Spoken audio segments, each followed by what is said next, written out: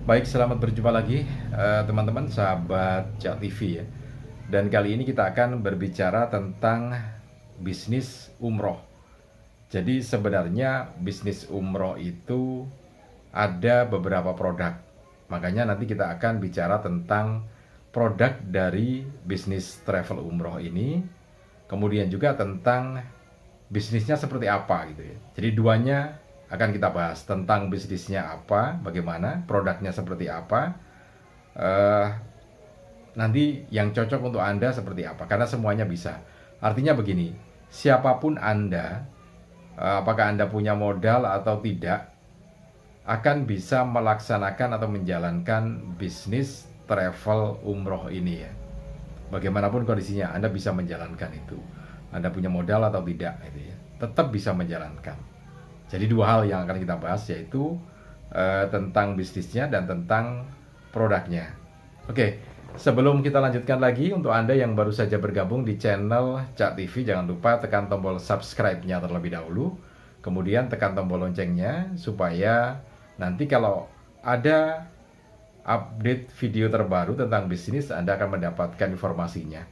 Dan jangan lupa juga tekan tombol like, kemudian share video ini ke teman-teman Anda. Siapa tahu teman-teman Anda juga sedang membutuhkan informasi bisnis umroh semacam ini. Baik, begini jadinya. Kita bicara produknya dulu ya. Bisnis umroh itu atau bisnis travel umroh itu ada beberapa produk yang bisa dimanfaatkan oleh kaum muslimin ya. Di antaranya yaitu umroh itu sendiri. Jadi umroh, produknya umroh, kemudian haji plus, dan yang berikutnya adalah haji furoda. Nah, kita ke produk yang pertama yaitu umroh gitu ya. Jadi umroh itu bisa kapan saja. Kalau kita berjualan umroh ya jualannya kapan saja gitu ya, boleh setiap saat. Mau hari raya jualan umroh juga boleh, mau puasa juga boleh, mau pas musim haji kalau jualannya ya boleh saja. Tetapi pelaksanaan ibadah umroh itu masuk dalam musim umroh. Jadi ada musim haji, ada musim umroh gitu ya. Kalau musim haji itu kan bulan Zulhijjah 40 hari ya. Jadi yang diperbolehkan untuk umroh itu adalah 1 bulan sesudah ibadah haji dan sampai 1 bulan sebelumnya. Jadi begini, 1 bulan sebelum ibadah haji itu dikosongkan ya Masjid Nabawi, kemudian Masjidil Haram Mekah itu dikosongkan dari ibadah umroh karena untuk persiapan ibadah haji, juga persiapan akomodasinya. Jadi memang 1 bulan sebelum ibadah haji dilaksanakan itu tidak ada umroh gitu ya. Tapi kalau mau umroh sendiri ya tidak apa-apa. Tapi yang jenis travel semacam ini tentu tidak diperbolehkan, harus dikosongkan. Kemudian ibadah hajinya 40 hari, kemudian dibersihkan 1 bulan, baru kemudian masuk musim umroh. Nah, itu pelaksanaannya. Jadi 3 bulan lebih untuk ibadah haji dan sisanya untuk berumroh. Nah, ibadah umrohnya sendiri juga sangat sederhana, tidak terlalu rukunnya juga tidak terlalu banyak seperti ibadah haji ya. Jadi kalau kita ibadah umroh itu niat, mikot itu ya. Kemudian di 4 tempat yang sudah ditentukan, yaitu di Bir Ali kalau dari Madinah, kemudian di Masjid Siti Aisyah, kemudian Masjid Hudaibiyah, dan Masjid Jirona. Ada 4 itu untuk kita niat atau mikot dengan sholat 2 rakaat. Kemudian melaksanakan tawaf mengelilingi Ka'bah 7 kali. Nah, setelah itu sa'i, lari-lari dari Bukit Safa ke Marwah 7 kali ya. Dan kemudian tahallul, memotong rambut. Ya hanya itu. Jadi sederhana. Makanya kalau kita di sana tentu ya gampang ibadah umrohnya ya.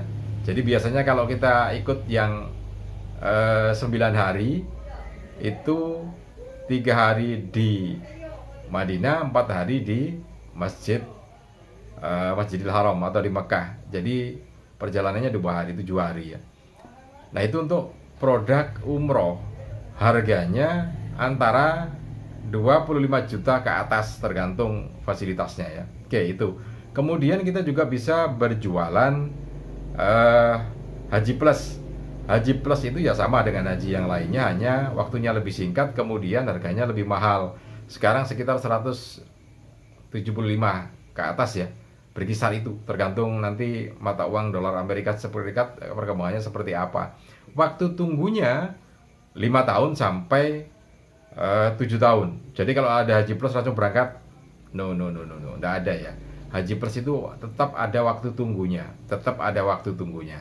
Nah, itu Haji Plus harganya sebegitu. Biasanya waktunya 2 minggu untuk ibadahnya. Jadi kalau haji reguler ikut BPIH itu waktunya 40 hari. Nah, kalau Haji Plus biasanya ya 2 minggu, 14 hari ya. Tapi mungkin ada yang lebih juga, tergantung nanti.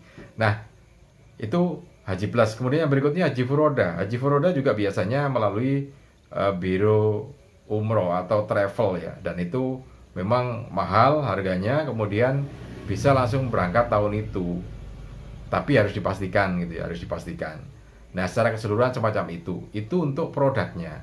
Jadi ada 3 produk, umroh, kemudian Haji Plus dan Haji Furoda. Nanti bermacam-macam ya, akan kita bahas khusus lagi nanti.